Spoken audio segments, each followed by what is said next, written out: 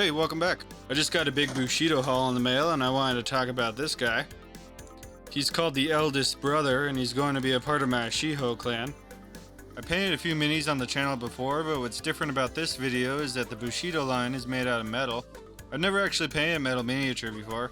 Between that and plastic, there isn't a ton of differences, but I should cover them real quick before we get started. The main thing is you're obviously not going to be cutting all over this guy and customizing it. What you see is pretty much what you get with metal. I actually think cleanup is a bit easier with them though. Since it's not plastic, you can use a bit more heavy-duty tools on it.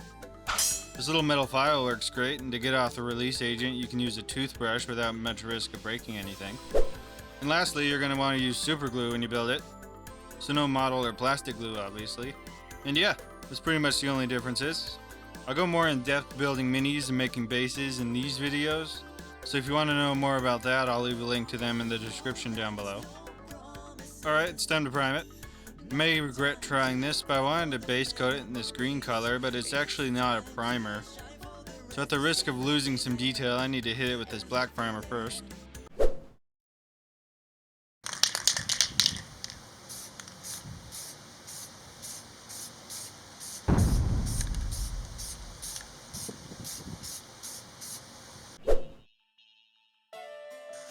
I think it turned out pretty good actually. I don't see any areas where we lost any detail, so that's a relief. Now I'm dying to put a wash on this thing, but we have to do some groundwork first. I started with this mixture of white and medium flesh tone. I used this mixture throughout most of the mini actually. I just varied the amount of each color as I went along. I noticed since I didn't glue it down right away that I got a couple of dings in the paint. To fix that, I just used some brush on matte varnish on the affected areas, and then I was able to take paint again. When the skin was done, I took my white and outlined the robe and painted the handle of his kanabo. I used LEADBELCHER on some of the metal bits, like his necklace. Taking our yellow mixture again, I base coated all of his sake cord things, as well as the straps. And also his hat.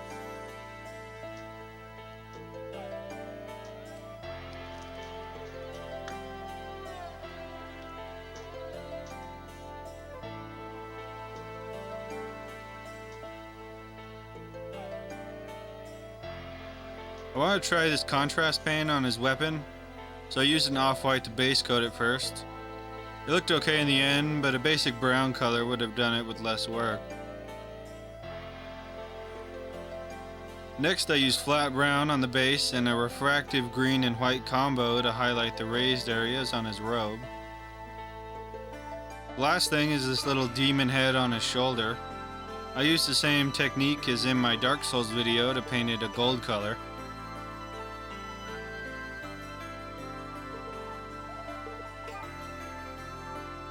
And yeah, now I can finally put that Agrax wash on it and hopefully it'll start looking pretty good.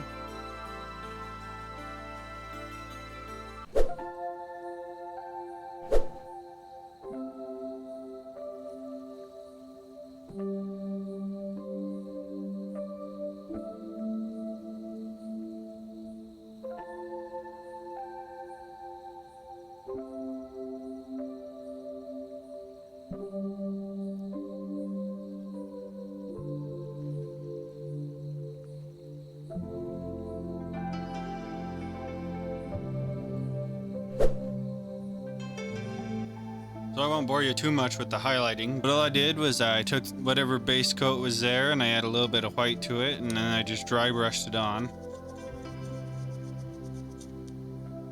In rare cases like the gold, I used a different color there, but same effect really.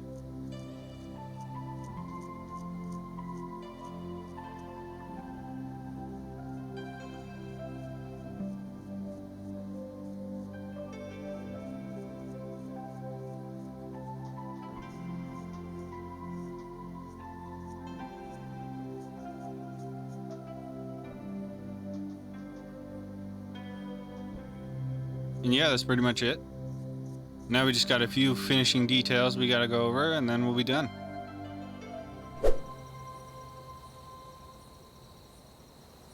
Alright, we're really zoomed in here. I don't even know if I can do this in camera. Help. I got it. I think this isn't working. So a little bit of weathering here and there, I think is gonna really pull it together. So on his robe, I did a little base coat of DRYAD bark around the edges, and then I went over with the dry brush of flat brown, and that looked okay. But I got some dry pigments recently, and I kind of wanted to try those out. I should be going over these in the next video, so I won't go into too much detail here. But all you gotta do is put them down, and then use a little bit of rubbing alcohol to seal it. Now we just gotta detail the base. I outlined it in black, and then I wanted to put little flowers on it. So the idea is you take these little grass tufts, and then you want to hit the tops of the grass blades with a little bit of glue, and then sprinkle this flower flocking from Woodland Scenics onto it. And then when that dries, it should look like flowers, hopefully.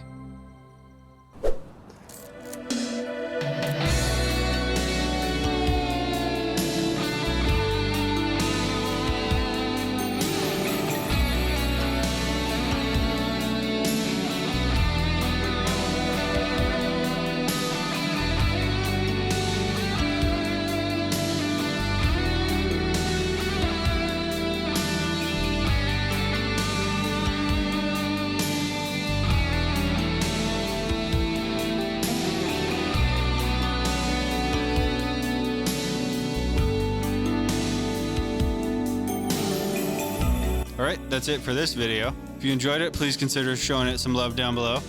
And we got a lot of other stuff going on too, so if you want to stick around, that'd be cool. If not, that's it for me, and I'll see you later. Goodbye.